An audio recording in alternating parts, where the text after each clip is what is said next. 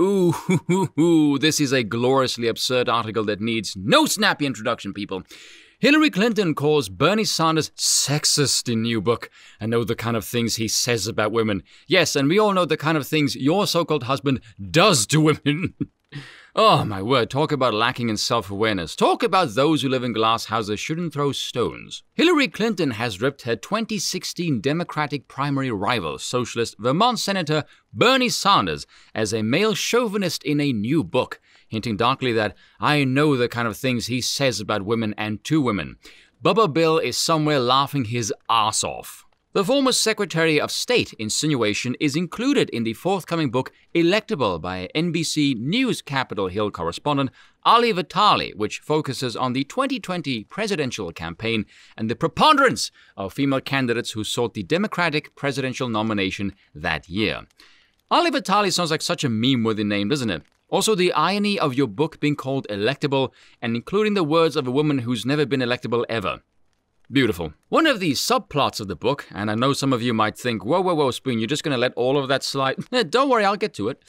Which was excerpted by Politico Friday, is the running drama between Sanders and his fellow left-winger, Senator Elizabeth Warren of Massachusetts, which climaxed in a hot mic moment during a January 2020 debate in Iowa. You know, it says a lot about your party during the entire shit festival the DNC is in, and you fuckers are here arguing over some petty drama that happened 2 fucking years ago. Well done. The spat spilled into the headlines after Warren accused Sanders of telling her in private that a woman couldn't win the presidency. He denied making the statement during the debate, prompting a furious Warren to approach him after the event with her microphone still on.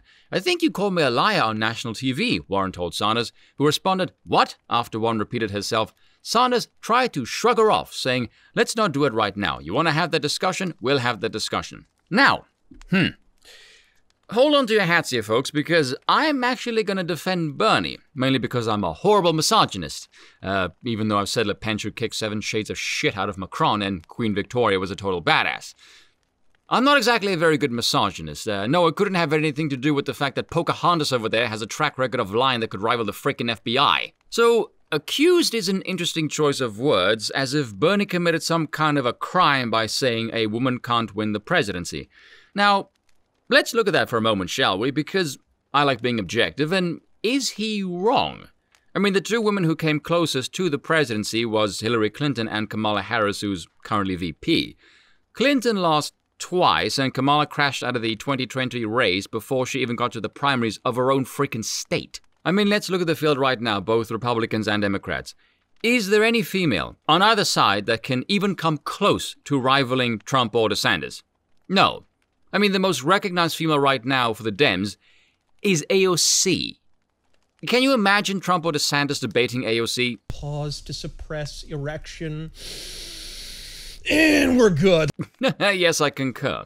But it's not only that, it's also, how do you look on the world stage to world leaders? Who is the best of your party? AOC, being the most sort of visibly popular, screams your party is an absolute joke and no one should ever take you seriously. Not only for world leaders, but can you imagine any Democratic female being taken seriously by an army of men? No, because it's absurd. And by the way, am I the only one who finds it absolutely hilarious that Clinton, who ran on the vagina, first female, glass ceiling president, all that bullshit, ironically lost to 2 people who were first-timers in their own right? I mean, Obama was the first black president, and Trump was the first president who never had any prior political experience. Evidently, running up against Clinton whilst also being a first-timer in your own right seems to be a rather fortuitous omen. Clinton, who was watching the altercation unfold, told Vitali, "I believed her because I know Sanders and I know the kind of things he says about women and to women, so I thought she was telling an accurate version of the conversation they had." However, the former First Lady added that she wished Warren had gone after Sanders over his denial in the middle of the debate, rather than confronting him afterward. Yes, of course, Clinton, because after 2 failed election attempts, I am sure you are the perfect person to comment on just how to win the adoration of the crowd with your uber-vaginal prowess, you power-hungry sociopath. I wish she had done it on mic. I wish she had just pushed back in front of everybody. I think it weakened her response that it was after the cameras were supposedly off and, you know, they were just standing there, Clinton said. I think it's important that you call it out when it happens, and that was my only regret for her, that I wish she had just turned on him and said, "You know, It's one thing to mislead people about your healthcare plan. It's another thing to tell someone to her face that a conversation which you know happened didn't happen.